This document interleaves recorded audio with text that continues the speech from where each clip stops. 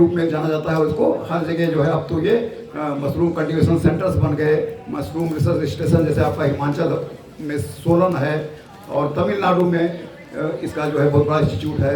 और हर जगह, हर प्रोविंस में, हर क्या कहते हैं लगभग डिस्ट्रिक्ट में आपको इसका जो है वो इसके सेंटर हैं, मशरूम कल्टीवेशन सेंटर बन गए। और इसको बटर मशरूम को कल्टीवेशन, इसका कल्टीवेशन होने लगा। दूसरा मशरूम है जो हमारे ओएस्टर इसको कहते हैं, ओएस्टर, और इसका जो बॉटनिकल नेम है प्लूरोटस, प्लूरोटस ओएस्टेरस।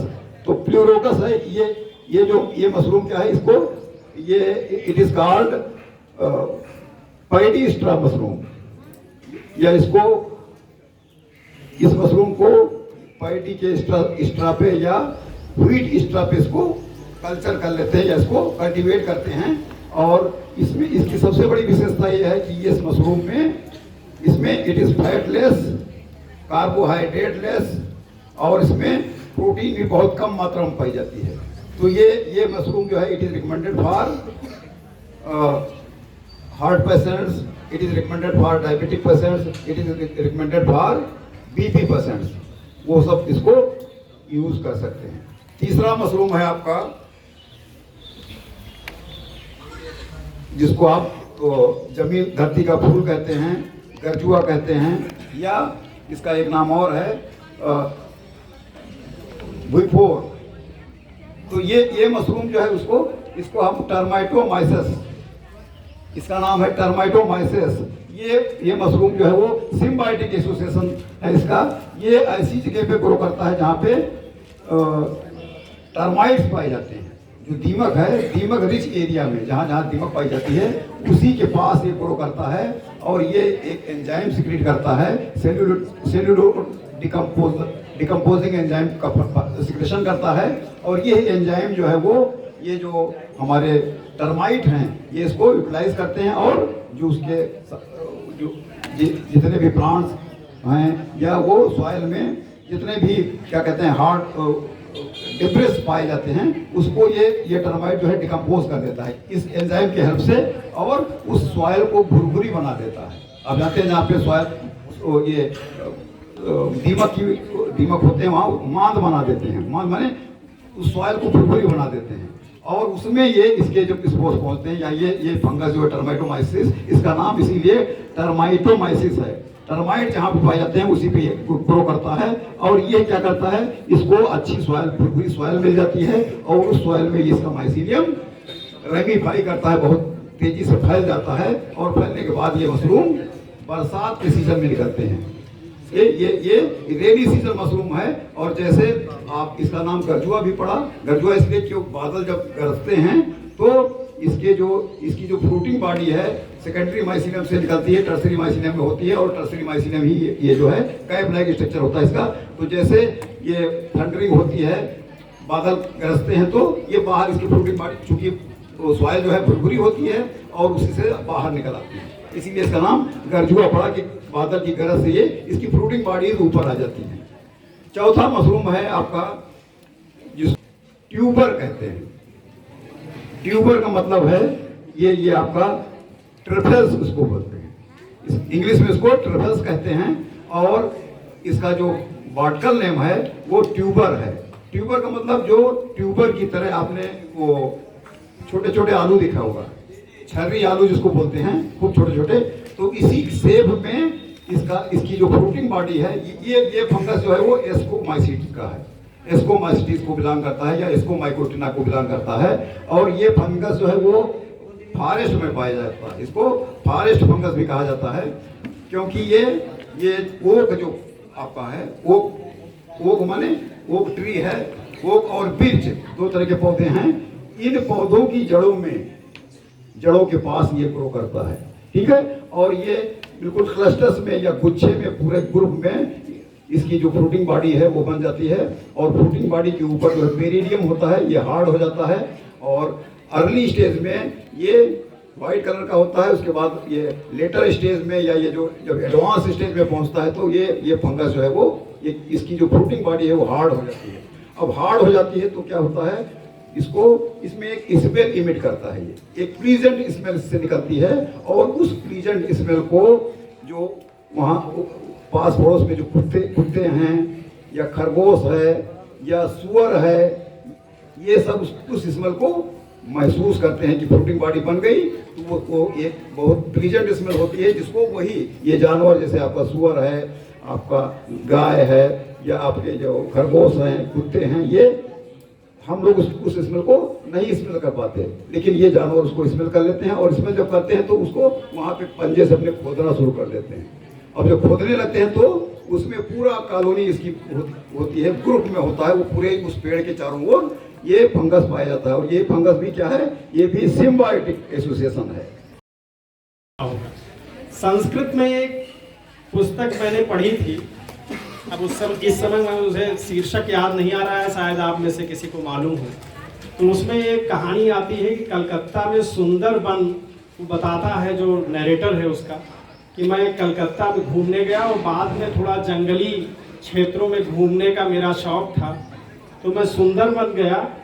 तो सुंदरबन में एक जगह मैं पहुंचा तो वहाँ एक पीपल का वृक्ष था, बीच में था वो, और सारे जो पेड़ थे वो पंक्तिबद्ध थे, और वो पीपल संबोधित कर रहा था कि मेरे वृक्ष भाइयों एवं लता बहनों। तो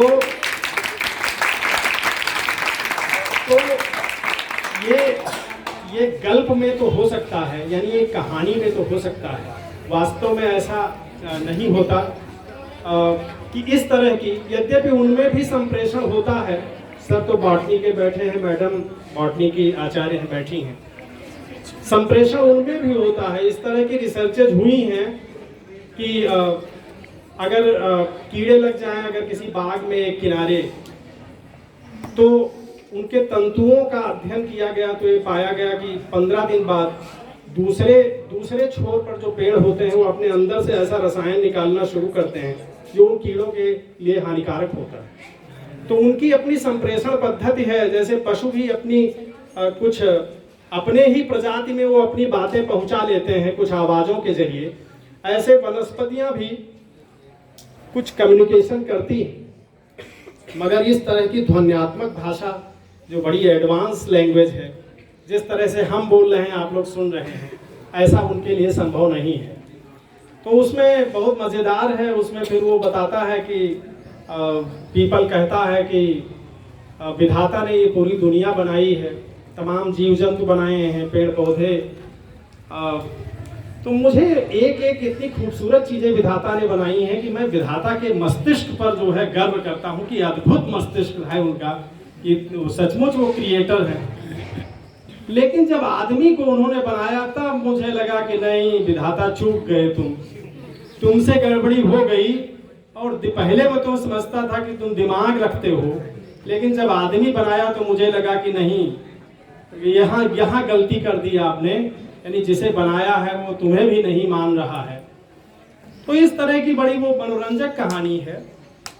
तो कुल मिलाकर के ये है कि भाषा की जो खोज है वो बहुत क्रांतिकारी खोज है, पर जिस भाषा में हम वार्तालाप करते हैं उस भाषा का खूबसूरत बर्ताव कैसे करें, संवाद बेहतरीन ढंग से कैसे करें, जब हम बोले तो बढ़िया कैसे बोलें, अच्छा कैसे बोलें। बोली एक अमोल है जो कोई बोले जान, है ना, बोली एक अमोल है जो कोई बोले जान। भली भांति जान करके अगर कोई बोलता है तो कहते हैं कि बोली अमोल है, उसका कोई मूल्य नहीं। और हिये तराजू तौल के तब मुख निकसयानी, है ना, कि आप हृदय की तराजू में तौल लीजिए कि जो कहने जा रहे हैं वो ठीक है क्या। ऐसे नहीं कि मुंह खोला और जो भी मुंह में आया भाग से बोल दिया, है ना। तो कहने का मतलब ये है कि सोच समझ कर बोलना बहुत जरूरी है, भाषा का सुंदर बर्ताव करना। योग के विषय में, बाकी तो कल के विषय में सर ने बोला है, मुझे आदेशित किया है कि कल आप लोगों को शायद मैं योग कराने के लिए उपस्थित भी रहूं। बाकी योग सिर्फ शरीर से जुड़ा हुआ नहीं है। जो हमारी भ्रांतियां हैं, जो हमारे मन में रहता है कि योग मतलब कि एक ऐसा व्यक्ति जो या तो कंदराओं में होगा, पहाड़ों पर रहेगा, या फिर जिसने संसार छोड़ दिया होगा। योगी का अर्थ होता है जो जिस भी काम को आप कर रहे हैं। भगवत गीता में भगवान श्री कृष्ण जब कहते हैं योग की व्याख्या करते हुए, तो वो कहते हैं योगः कर्मसु कौशलम। किसी भी कर्म, जो भी काम आप कर रहे हैं, आप डॉक्टर हैं तो आपकी, अगर आप लॉयर हैं तो आपके लिए योग है बेस्ट लॉयर बनना, और अगर आप स्टूडेंट हैं तो आपके लिए सबसे ज्यादा महत्वपूर्ण और सबसे बड़ा योग है एक सच्चा विद्यार्थी बन पाना। ये मैं अपने अनुभव के आधार पर बता रहा हूं, क्योंकि अभी आप में और मुझ में ज्यादा अंतर नहीं है। मुझे लगता है कि 6 साल पहले जब मैंने योग को चुना, मैं आदरणीय मैम जानती हैं, मैं कोटा में था और इंजीनियरिंग की तैयारी कर रहा था। मैंने इंजीनियरिंग करने का प्रयास किया, मेरा मन भी था और पूरी रुचि थी। 1 साल तैयारी की इंजीनियरिंग की। उसके बाद मेरे पिताजी ने भी मुझे उसके विषय में कुछ बताया और मेरी रुचि हुई कि योग से आखिर क्यों ना जोड़ा जाए। आखिर हमारी संस्कृति है, हमने कुछ विश्व को दिया है, और कोई व्यक्ति हमसे पूछेगा आकर के कि योग से क्या होता है, तो उसे प्रामाणिक ढंग से कौन बताएगा हमें। और ये सारी रिसर्चेस आप देख रहे होंगे कि पेटेंट कराने का जो एक सिलसिला चला है, भारतीय ज्ञान को वैदिक परंपरा से, वेदों से निकाल करके जो विदेशी लोगों पर परोसा रही है। तो हमें उस ज्ञान से जुड़ना है, उसको सीखना है, और उसकी जो साइंटिफिक टेम्परामेंट जो है हमारा, उसको उस चीज पर अप्लाई करना है, उस योग पर अप्लाई करना है। उसके बाद ही हम कुछ कर। अभी पिताजी ने भाषा के विषय में बताया कि भाषा कितनी वैज्ञानिक है, जिसमें हम एक व्यक्ति खड़ा होकर के अपने मन के भावों को आपके सामने संप्रेषित कर सकता है, स्पष्ट कर सकता है। एक शेर है बशीर बद्र का कि कौन सी बात कब कहां कैसे कही जाती है, कौन सी बात कब कहां कैसे कही जाती है, ये सलीका हो तो हर बात सुनी जाती है। 10 लोग होते हैं, 15 लोग, तो वो मजबूती समझी जाती है।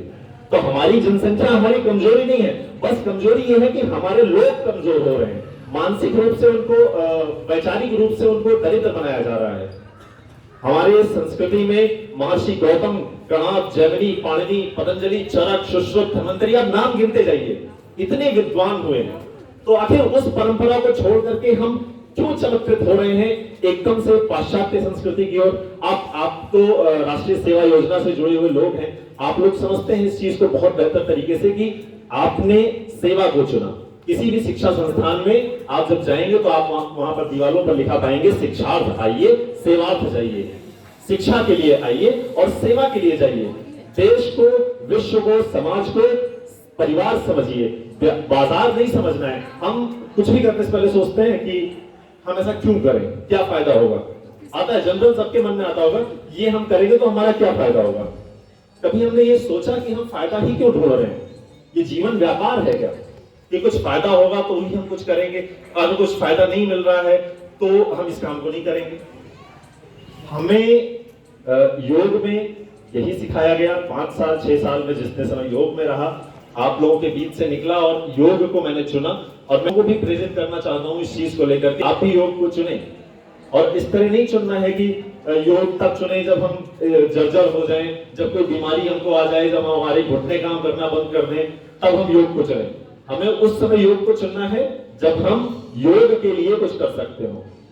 योग एक ऐसा विज्ञान है जिसने संपूर्ण विश्व को, अभी पिछले 2 सालों से 3 सालों से आप कोरोना के समय देख रहे हैं, सारे मेडिकल इक्विपमेंट्स, सारा मेडिकल साइंस एक तरफ हो गया।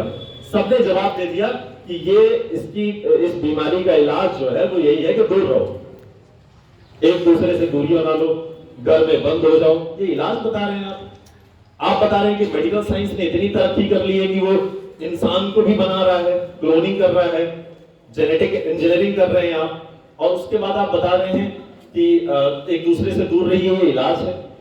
WHO ने गाइडलाइंस कल कुछ और बताते हैं, उसके 15 दिन बाद बताते हैं कि नहीं भाई ये गलत बता दिया था हमने, अब ये सही बता रहे हैं। तो हम अभी वाला क्यों मान लें आपका, हम पहले वाला क्यों ना माने?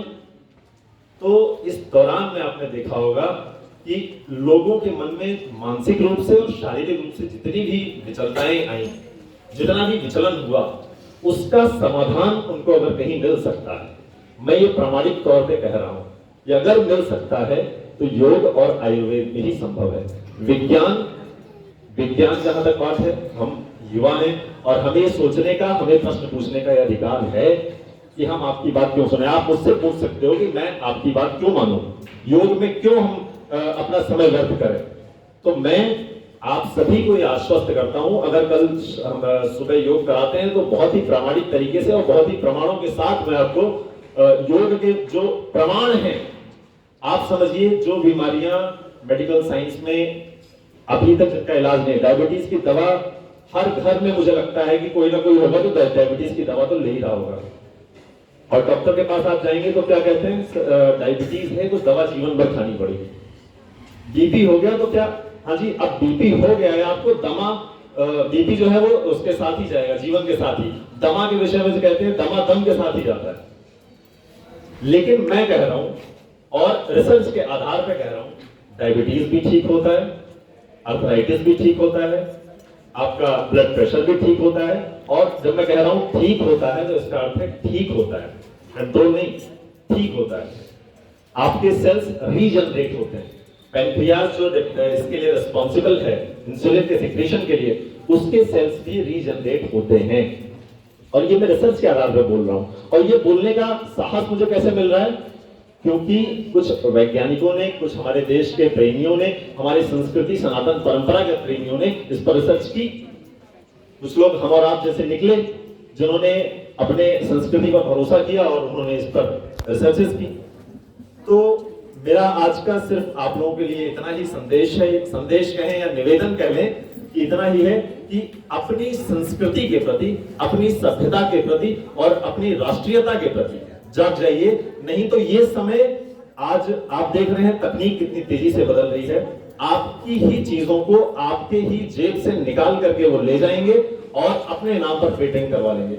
आज के समय में अगर मैं आपको बताऊं तो जितने योग के पेटेंट्स इंडिया के नाम पर नहीं है, उससे 3 गुना पेटेंट्स अमेरिका ने करवा लिया है। आप बताइए क्या है? ये हमारी आपकी कमजोरी है कि हमारे घर में घुस करके कोई हमारे ज्ञान को ले जा रहा है और अपने नाम पे पेटेंट करवा ले रहा है। तो ये हमारी आपकी कमजोरी है, हम उसको क्यों दोष दें? हमने नहीं समझा। हमने आयुर्वेदाचार्यों को, हालांकि बहुत सारे ऐसे लोग भी रहे जिन्होंने उसमें बहुत गड़बड़ियां की, लेकिन हमने अपने आयुर्वेदाचार्यों को क्या कहा कि नीम हकीम के पास जाएंगे तो बर्बाद हो जाएंगे। हालांकि कुछ लोगों ने उसमें गड़बड़ियां की जो योग्य नहीं थे, जिन्होंने उसका ज्ञान नहीं था, उसका गलत फायदा भी उठाया। लेकिन हमने एक धारणा बनाई, तो उस धारणा को तोड़ना है। और आप लोगों से एक निवेदन है कि अपने संस्कृति पर, अपनी सभ्यता पर गौरव कीजिए। और भारत माता की जय, भारत माता की जय, भारत माता की जय। बस इसी जोश के साथ आप सभी को प्रणाम। आप सभी इस देश के भविष्य हैं। बहुत बहुत नमस्कार। कि आपको कुछ नॉलेज देकर के ही जाऊं। आज मैं आपको प्लांट्स और एनिमल्स दोनों के रिलेशन के बारे में बता रही हूँ। जैसे आप जानते हैं कि जो एनिमल्स होते हैं वो बिना प्लांट्स के नहीं रह सकते, मतलब उसको अगर वो खाएंगे नहीं तो जीवित ही नहीं रह पाएंगे। पर आज मैं आपको जो बोल रही हूँ कि अगर एनिमल्स नहीं होंगे, कीड़े मकोड़े ही नहीं होंगे, तो हमारे प्लांट्स भी नहीं जिंदा रह पाएंगे। कैसे? आप सब जानते होंगे कि अगर फीमेल्स प्लांट है, ठीक, तो अगर मेल्स का पॉलिन ग्रेन उन तक नहीं पहुंचेगा, उनके स्टिग्मा पर नहीं आकर बैठेगा, तो फिर वो पॉलिन ग्रेन्स कैसे आएंगे और फिर कैसे वो फ्यूज करेंगे? तो उन पॉलिन ग्रेन्स को फीमेल फ्लावर्स तक लाना ये इंसेक्ट करते हैं, और उनका लाना अगर वो ना लाए तो हमारे प्लांट्स अपनी न्यू जनरेशन ना तैयार कर सके। तो शॉर्ट में ही मैम ने कहा है, और मैं शॉर्ट में ही बोलना चाहूँगी कि विदाउट एनिमल्स, विदाउट इंसेक्ट्स कोई भी चीज़ ये पॉसिबल नहीं है कि प्लांट्स भी अपनी लाइफ साइकिल कंप्लीट कर सके। तो बस आज के लिए इतना, कभी फिर मौका लगेगा तो आपको डिटेल में बताऊंगी। Thank you sir. चरणों में नमन करते हुए सबसे पहले मैं आप लोगों को धन्यवाद देना चाहता हूं कि जिस सहनशीलता के साथ आप लोग बैठे हुए हैं, ऊपर पंखा भी नहीं चल रहा है लेकिन शांति पूर्वक सुन रहे हैं, इसके लिए आप लोग बधाई के पात्र हैं।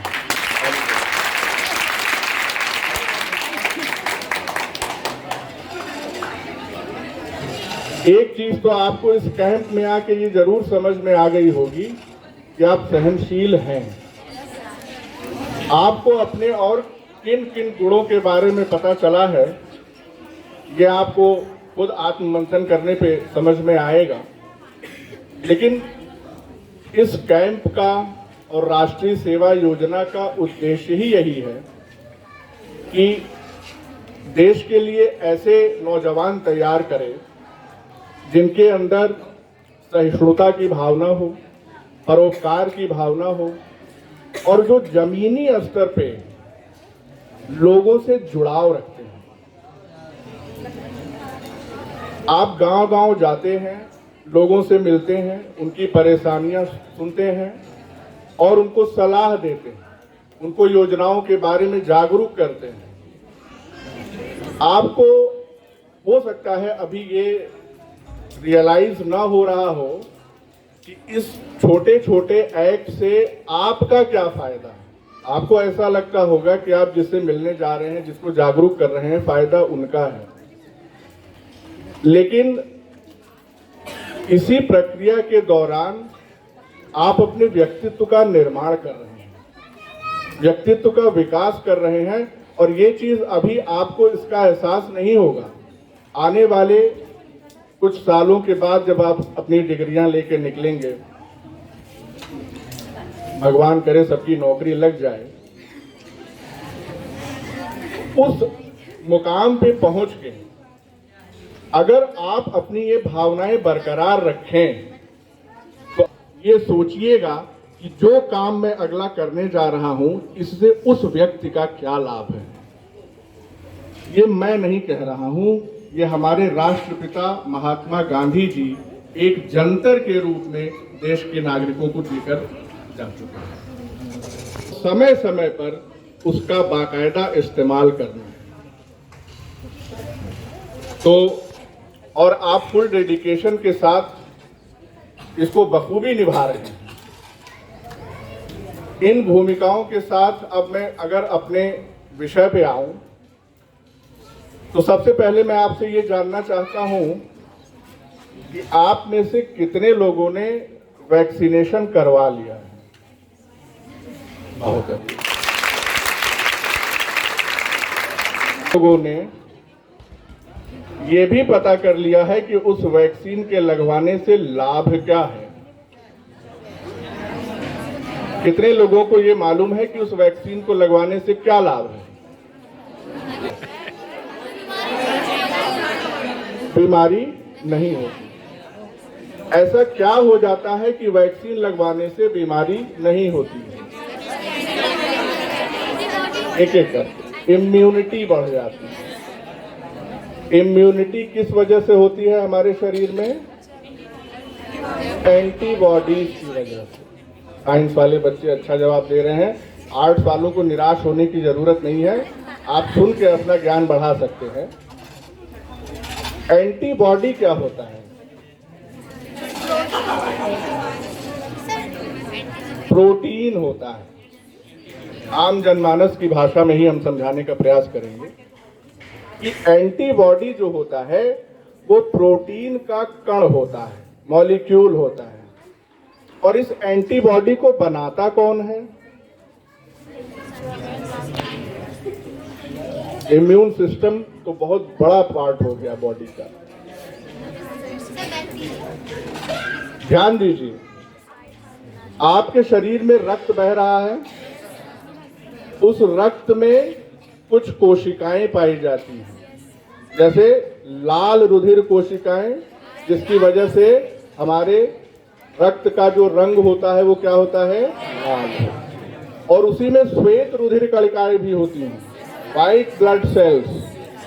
तो ध्यान दीजिए, ये जो व्हाइट ब्लड सेल्स होती हैं यही एंटीबॉडी बनाने का काम करती हैं। तो एंटीबॉडी बनाने के लिए जरूरी क्या है? प्रोटीन। वो प्रोटीन आपको कहां से मिलता है? अरे भोजन से मिलेगा, और कहां से मिलेगा? इसका मतलब ये है कि सिर्फ वैक्सीन लगवाने से काम नहीं चलता, आपको प्रोटीन से पूरित भोजन भी लेना पड़ेगा। आपने कितनी डोज लगवाई वैक्सीन की? लगभग सभी लोगों ने 2 डोज लगवा ली। क्या जरूरत पड़ी दूसरे डोज की? पहले डोज से ही काम क्यों नहीं चल गया? कोई बता सकता है दूसरे डोज की क्या जरूरत है? हाँ, WHO ने ऐसा बताया है सर कि जो फर्स्ट डोज है उसमें लगभग 50% ही हमारी इम्यूनिटी जो है जनरेट हो पाती है और लगभग 3 महीने के अंतराल लेके अगर हम लगवाते हैं तो वो अपना वर्क 100% देती है। अगर कम समय में लगवाते हैं तो भी 100% वर्क नहीं देती। देखिए, आपको बचपन में चेचक का टीका लगा होगा, हसरे का टीका लगा होगा और तमाम बीमारियों के टीके लगे होंगे, लेकिन उनको तो बार बार नहीं लगाया जाता। ये जो बीमारी है ये किस वजह से हो रही है? वायरस की वजह से। और ये ऐसा वायरस है जो हर बार नए रूप में हमारे शरीर पे आघात करता है और इसके रूप बदलने की क्षमता विश्व में पाए जाने वाले जितने भी वायरस हैं उनमें सबसे अधिक है। इसको हम लोग अपनी भाषा में म्यूटेशन कहते हैं। इसका जो रेट है म्यूटेशन का, यानी अपने अंदर बदलाव लाने का, वो सर्वाधिक है। दूसरे नंबर पे जो वायरस आता है वो होता है HIV, जिसकी वजह से कौन सी बीमारी होती है? अब आप सोच सकते हैं कि आज तक एड्स की वैक्सीन क्यों नहीं बनी और कोरोना की वैक्सीन क्यों बन गई? ऐसा इसलिए है क्योंकि कोरोना जो है वो सर्दी, खांसी, जुकाम ऐसे लक्षण लेके आता है। ये इन्फ्लुएंजा फैमिली का वायरस है, जिस वायरस से हम हर साल 1 या 2 बार रूबरू होते ही हैं जब मौसम बदलता है। तो इसका मतलब ये है कि इस वायरस से हमारा जो इंटरेक्शन है वो बहुत पहले से होता चला आ रहा है। इस वजह से इसके बारे में हमको जानकारी अधिक है और हम वैक्सीन बनाने में कम समय में सफल रहे। सवाल हमारा फिर से वही है कि क्यों एक से ज्यादा बार खुराक लेने की जरूरत पड़ती है और हो सकता है आने वाले समय में और भी खुराकें लेनी पड़े वैक्सीन की।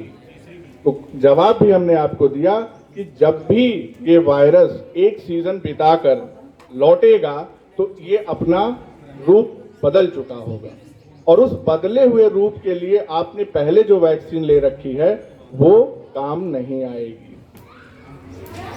अब सवाल ये आता है कि जिंदगी भर वैक्सीन लगवाते रहें, उपाय क्या है?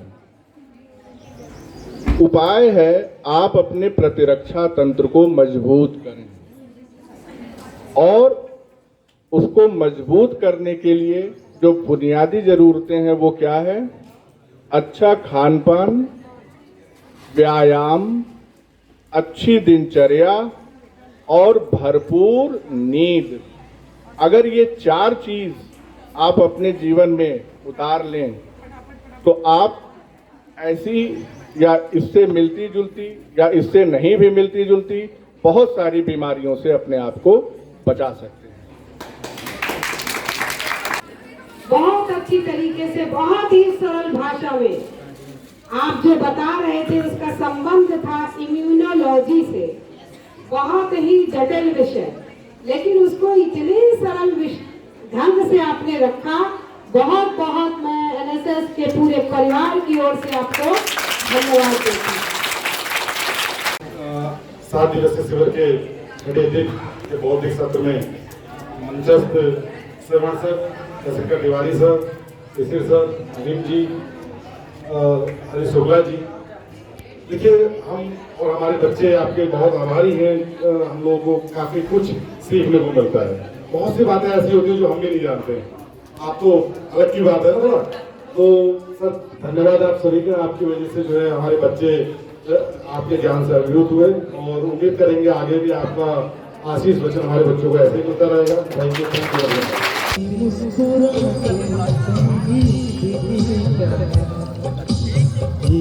यू।